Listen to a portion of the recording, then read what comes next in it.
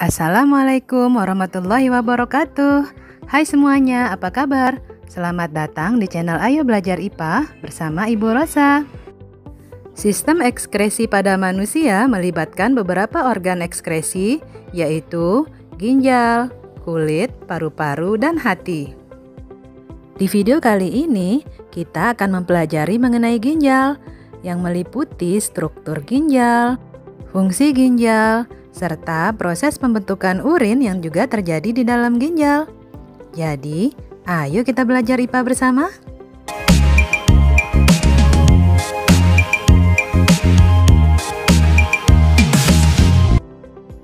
Ginjal.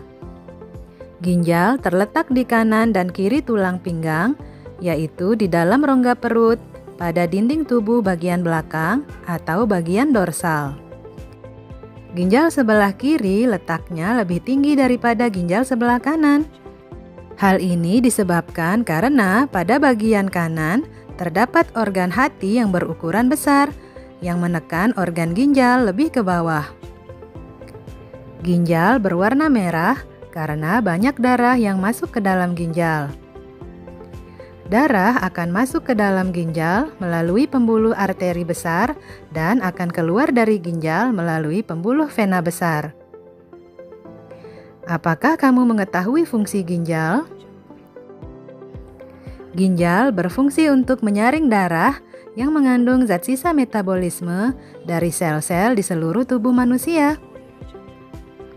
Apabila sebuah ginjal dipotong melintang, maka akan tampak 3 lapisan. Lapisan yang paling luar disebut dengan korteks renalis atau kulit ginjal. Di bawahnya terdapat medula renalis, dan di bagian dalam terdapat rongga yang disebut dengan rongga ginjal atau pelvis renalis. Ginjal tersusun atas lebih kurang 1 juta alat penyaring yang disebut dengan nefron. Nefron merupakan satuan struktural dan fungsional ginjal karena nefron merupakan unit penyusun utama ginjal dan unit yang berperan penting dalam proses penyaringan darah. Sebuah nefron terdiri atas sebuah komponen penyaring atau badan Malpighi yang dilanjutkan oleh saluran-saluran atau tubulus. Setiap badan Malpighi mengandung gulungan kapiler darah yang disebut glomerulus yang berada di dalam kapsula Bowman. Pada bagian inilah proses penyaringan darah dimulai. Medula renalis atau bagian tengah ginjal tersusun atas saluran-saluran yang merupakan kelanjutan dari badan Malpighi dan saluran yang ada di bagian korteks renalis. Saluran-saluran itu adalah tubulus proksimal, lengkung Henle, tubulus distal, dan tubulus collectivus atau pengumpul yang terdapat pada medula. Lengkung Henle adalah saluran ginjal yang melengkung pada daerah medula yang menghubungkan tubulus proksimal dengan tubulus distal. Sementara itu, bagian pelvis renalis atau rongga ginjal berfungsi sebagai penampung urin sementara sebelum dikeluarkan melalui ureter. Di dalam ginjal terjadi proses pembentukan urin atau air kencing yang melalui 3 tahapan, yaitu filtrasi, reabsorpsi, dan augmentasi. 1. Tahap filtrasi atau penyaringan.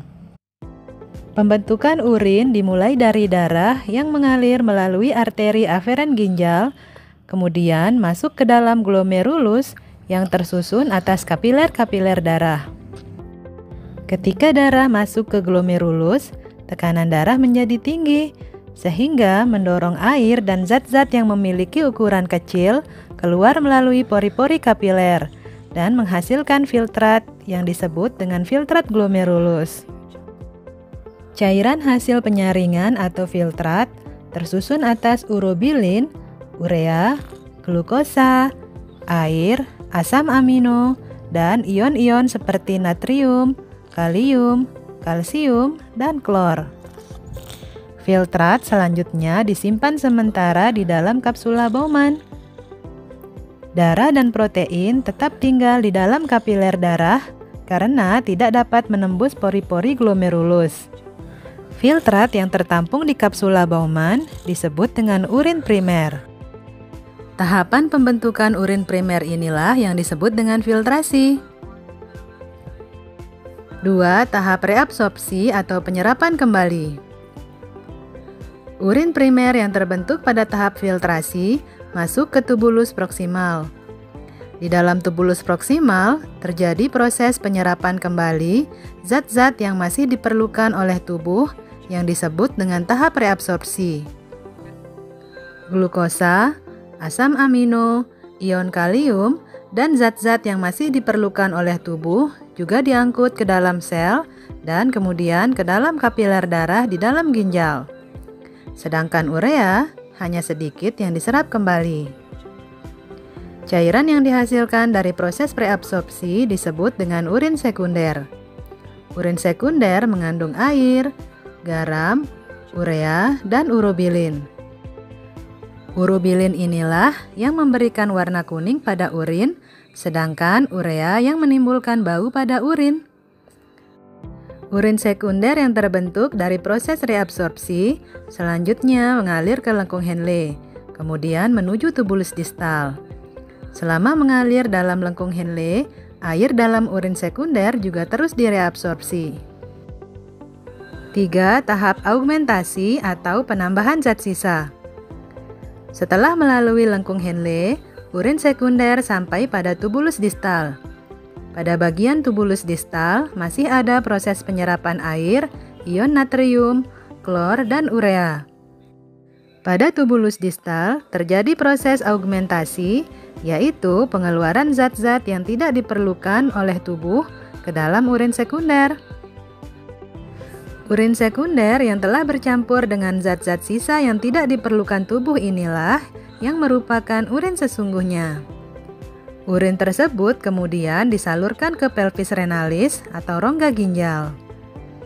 Urin yang terbentuk selanjutnya keluar dari ginjal melalui ureter, kemudian menuju kandung kemih yang merupakan tempat penyimpanan urin sementara. Kandung kemih memiliki dinding yang elastis. Kandung kemih mampu meregang untuk dapat menampung sekitar setengah liter urin. Proses pengeluaran urin dari dalam kandung kemih disebabkan oleh adanya tekanan di dalam kandung kemih. Tekanan pada kandung kemih disebabkan oleh adanya sinyal yang menunjukkan bahwa kandung kemih sudah penuh. Sinyal penuhnya kandung kemih memicu adanya kontraksi otot perut dan otot-otot kandung kemih. Akibat kontraksi ini, urin dapat keluar dari tubuh melalui uretra.